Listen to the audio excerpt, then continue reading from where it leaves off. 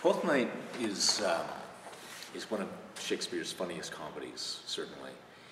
And apart from the amount of humor that's in it, which there's some of the finest scenes. I mean, there's some surefire laughter scenes in the play. It also has these moments of real depth, of insight, of the way that it examines characters, of the way that characters are encouraged to discover themselves and find out things about themselves. And it's those two aspects that you want to keep in balance when you're creating a production. You don't want to, if it's an unfunny production of Twelfth Night, you've failed. But at the same token, if it's a production that's only funny and knockabout farce, it doesn't ever have the audience thinking there's some serious self-scrutiny going on here, then it's also failed.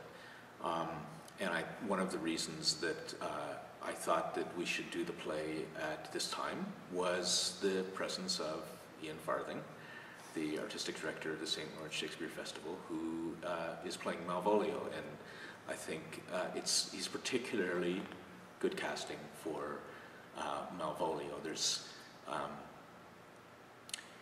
it's partly Ian's ability to be very funny when with the question of wounded dignity. That's an important aspect. But able to move through from the sort of authority that a Malvolio must have over the play through to his extreme vulnerability.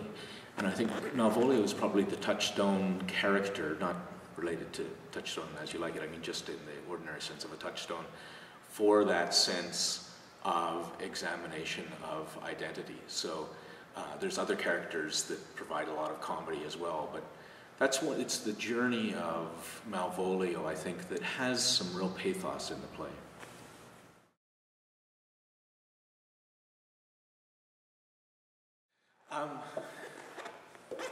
Probably the first idea that I had about Twelfth Night being set in some kind of Ireland was just a mistake that I made when I was a teenager, when I saw that it was Illyria. I just had a vague notion that was another name for Ireland. But that was a very, very early idea. But you know how that sometimes your first reading of play never quite leaves you. And later on, when I started thinking about it, about where it should be set, Illyria is actually the former Yugoslavia. It's in that area on the Adriatic Sea. And that's not a particularly useful setting to set Twelfth Night in now, because now we associate it with the civil wars and so on. It's or beautiful beaches, and it's not quite useful in that way. But Ireland is a place that seems to me sort of torn between this joyous festivity and melancholy. So that Ireland is a place where there's all these beautiful, beautiful, sad songs, and it's a place that has gone through all kinds of struggles of identity in itself, in the country, trying to assert itself and become itself, and it's a country that has been particularly concerned with servitude to false masters and those sorts of questions. And it's a country that is enchanting and is full of music. And our idea of Ireland, it's really more our literary notion of Ireland than the actual Ireland that I'm after here. Seems to be that it's a place where miracles can still happen in some way.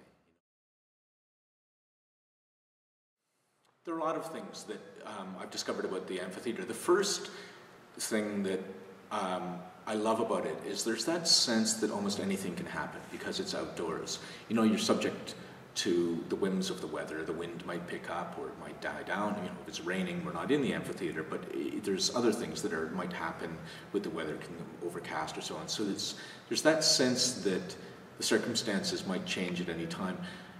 And as well, there's boats out there. There's people sort of in a festive holiday mood who are walking past, and so it gives this feeling of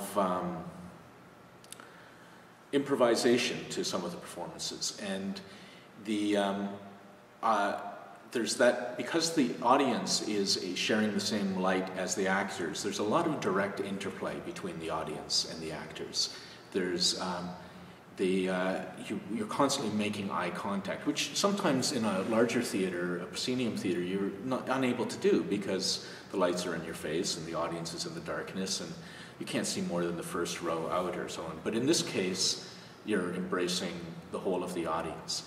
I also like it because the shape of the amphitheater, which is an echo of the ancient Greek theater, does seem to convey a strong sense of community. You know, the audience themselves can see one another out there. They're aware of one another's presence.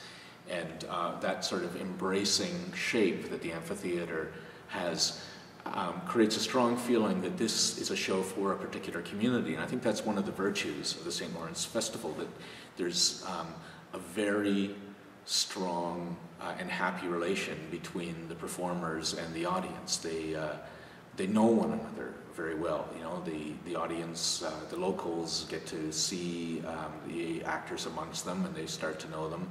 And then, of course, people come in also from out of town. But there's the central, basic audience that is returning and bringing others in creates a very strong sense of community, and the amphitheater emphasizes that relationship, much probably as it did in ancient Greece, you know, when almost all of the citizens were sitting in the theater seeing the same plays at the same time.